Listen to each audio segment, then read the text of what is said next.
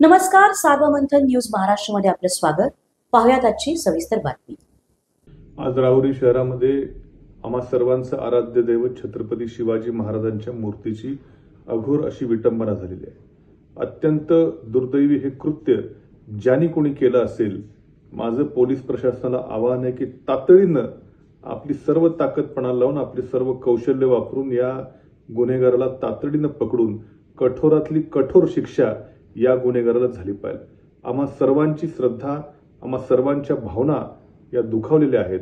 आमच्या राहुरी शहरामध्ये अशी घटना घडणे हे शहराच्या इतिहासाला देखील काळीमा फासणारी गोष्ट आहे.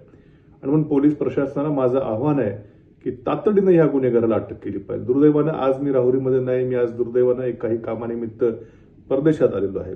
परंतु सातत्यानं महाराष्ट्र राज्यामध्ये छत्रपती शिवाजी महाराजांच्या अपमान करणाऱ्या घटना या सातत्यानं वारंवार या घटना होत आहेत. गेल्या महिनाभरापासून त्या कोरटकरनी आमच्या महाराजांना काय बोललं असेल, त्या सोलापूरकरांनी काय बोललं असेल, आज प्रत्यक्षात महाराजांच्या मूर्तीची विटंबना झालेली आहे. काही दिवसापूर्वी पुतळा देखील पडला होता महाराजांचा. आणि म्हणून खरं आमच्या सर्वांचं श्रद्धास्थान असणाऱ्या शिवाजी महाराजांच्या अशा विटंबना या महाराष्ट्रात सातत्यानं होत आहेत. या राहुरी इथल्या घटनेचा तर मी अत्यंत कठोर शब्दामध्ये निषेध करतो.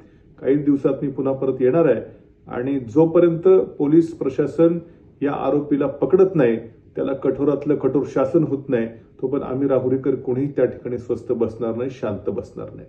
जय शिवराय. सार्वमंथन न्यूज महाराष्ट्राला लाईक करा, शेअर करा, सबस्क्राईब करा.